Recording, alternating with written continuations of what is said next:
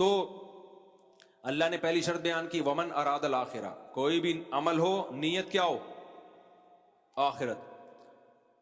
کھیل کود میں بھی یہی نیت ہو۔ اچھا ہم آگے چلتے ہیں، ومن اراد الاخرہ وسعى لها سعیها، دوسری شرط اللہ نے بیان کی وسعى، کوشش بھی کرے، عمل کام بھی کرے، خالی نیتیں کر کے نہیں بیٹھا رہے۔ میں نیت کرتا ہوں نماز پڑھنے کی، اس کے بعد سموسے کھانے چلا گیا۔ میں نیت کرتا ہوں صدقہ خیرات کرنے کی، میں نیت کرتا ہوں درخت لگانے کی تاکہ پرندوں کو فائدہ ہو، انسانوں کو فائدہ ہو، اس کے بعد درخت نہیں لگایا اس نے، لگائے۔ میں نیت کرتا ہوں شادی کرنے کی تاکہ زنا سے بچوں، مگر کی نہیں، نہ کوشش کر رہا ہے نہ کر رہا ہے۔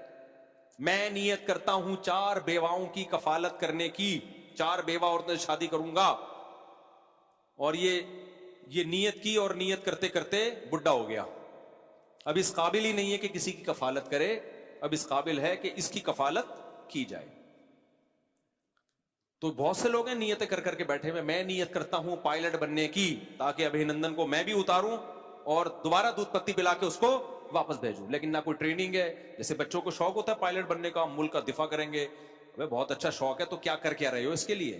ایکسرسائز کر رہے ہو، پڑھائی کر رہے ہو؟ نہ کچھ بھی نہیں کر رہے، منہ کے فائر کر رہے ہیں بیٹھ کے۔ جتنے منہ کے فائر آپ کو کراچی میں ملیں گے نا، اف، یہ کہیں نہیں ملیں گے۔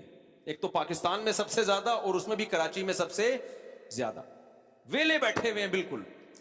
میں ابھی لوگوں کا میں جذبہ بھی دیکھ رہا ہوں، جو لوگ ہیں نا، جب ملتا ہوں لوگوں سے، ابے ہونی چاہیے یار، جنگ کو مذاق سمجھ رہے ہیں یہاں لوگ، انجوائے کر رہے ہیں۔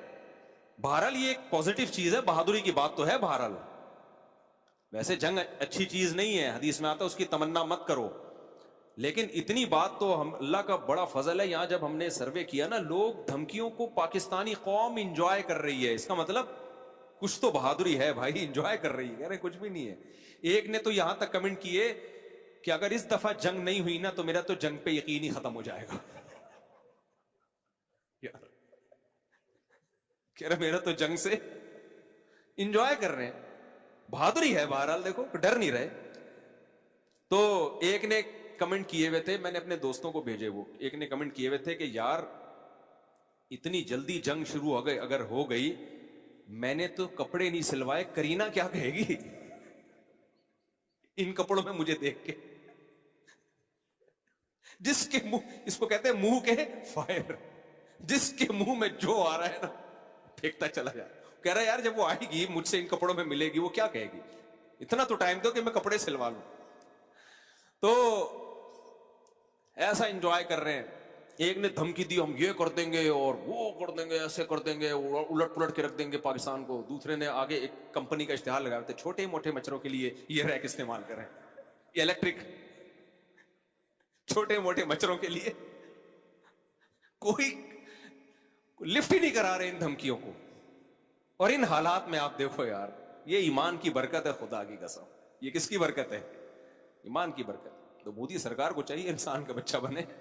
تم جس قوم سے لڑنے کی باتیں کر رہے ہو، اور انڈیا میں بھی میجورٹی چاہے ہندو ہوں، عیسائی ہوں، سکھ ہوں، وہ لڑائی بڑائی کے قائل نہیں ہے، نہ ان کو پاکستان سے نفرت ہے۔ ہم تو ملتے ہیں سب سے، مجھ سے ایئرپورٹ پہ سکھ بھی ملتے ہیں، اتنی محبت سے ملتے ہیں، اور ہندو بھی ملتے ہیں، عیسائی بھی ملتے ہیں، پادری ملتے ہیں عیسائیوں کے۔ تو ہمارے ملک کا ماحول یا دنیا کا ماحول مذہبی لحاظ سے منافرت والا نہیں ہے، ورنہ کسی دوسرے مذہبی اسکالر سے کیوں ملیں گے بھائی؟ وہ میں مسلم ہوں، وہ سکھ ہیں، کہتے ہیں ملتے ہیں بھائی، سیلفیاں لیتے ہیں، ہم بھی ان سے عزت سے ملتے ہیں۔ تو یہ ملکوں کی سیاستیں ہوتی ہیں، اپنے آپ کو اس سیاست کی بھینٹ، جو کچھ سیاسی لیڈر ہوتے ہیں جن کا دماغ خراب ہو چکا ہوتا ہے، وہ کسی اور کے اعلی کار بن کے کام کر رہے ہوتے ہیں۔ تو اس لیے میں کہتا ہوں، وہ پہلے جب ابھینندن کا کیس ہوا تھا نا، تو دھمکی دی تھی انڈیا نے کہ ہم تمہارے ٹماٹر بند کر دیں گے۔ اس پہ پاکستانیوں نے کہا کہ ہم ٹماٹو کیچپ میں ٹماٹر نہیں ڈالتے، تو ٹماٹر بند کر کے، یعنی ہم وہ جالی بنا رہے ہیں، تو ٹماٹر بند کر کے ہمارا کیا نقصان ہے؟ خیر، تو کہاں سے کہاں بات چلی گئی۔ تو پائلٹ بننے کا بڑا شوق ہوتا ہے بھائی، ملک کے دفاع کے لیے پائلٹ بننا ہے، سبحان اللہ یار، اس سے بڑا کیا جہاد ہو سکتا ہے۔ لیکن اللہ کیا کہتے ہیں؟ وسعا، کوشش بھی کرے، گٹکے کھا کے پائلٹ نہیں بنا جا سکتا، اس کے لیے فزیکل فٹنس ضروری ہے، محنت ضروری ہے، پڑھائی ضروری ہے، یہ سب کچھ۔ تو تہجد پڑھے, خالی تہجد کی نیتوں سے کام نہیں چلے گا. ٹھیک ہے, نیت کا بھی ایک ثواب مل جاتا ہے, لیکن وہ نیتی کا ثواب ملے گا, عمل جب تک ہوگا نہیں, عمل کا تھوڑی ثواب ملے گا.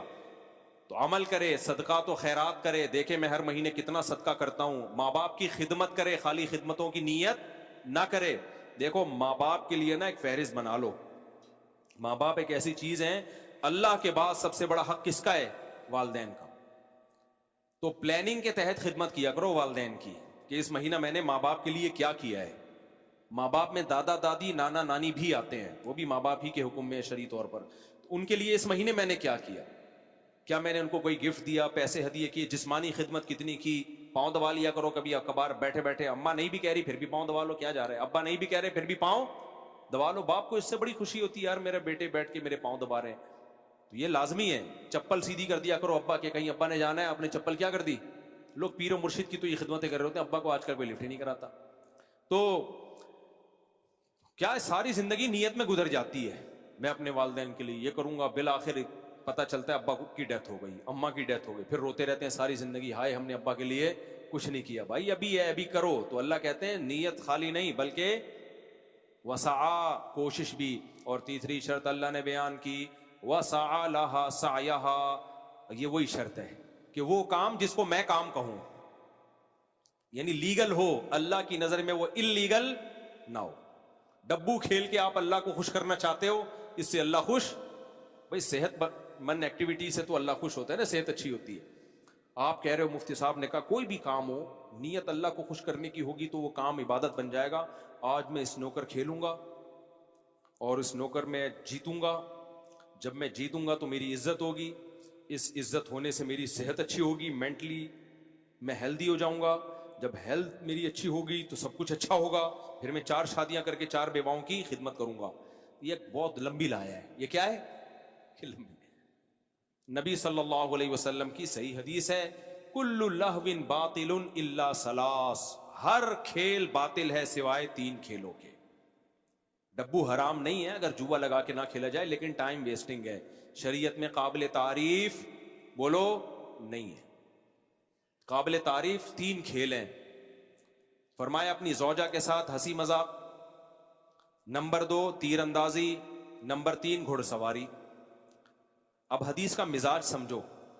ہمارے اہل حدیث لوگ بولتے ہیں کہ آپ جب کسی میت کے لیے قرآن پڑھتے ہو اس کا ثواب پہنچاتے ہو, نہیں پہنچتا, کیونکہ حدیث میں آتا ہے صرف 3 عمل پہنچتے ہیں, اولاد دعا مانگے, صدقہ جاریہ ہو, اور علم جس سے لوگ فائدہ اٹھائیں. تو وہ کہتے ہیں دیکھو صرف 3 چیزیں ہیں, چوتھی تو کوئی چیز نہیں, تو قرآن تو اس میں داخل ہے نہیں. جو اس طرح کی بات کرتے ہیں نا, وہ نبی صلی اللہ علیہ وسلم کی احادیث اور مزاج نبوت سے واقف نہیں ہوتے. جب بھی حدیثوں میں اس طرح کا لفظ آتا ہے نا صرف 3, تو وہ اس کا مطلب صرف 3 نہیں ہوتا. اس کا مطلب ہوتا ہے یہ 3 کا عدد صرف یاد کرانے کے لیے ہوتا ہے, کہ جب کوئی لفظ عدد کی صورت میں بتایا جائے تو یاد ہو جاتا ہے.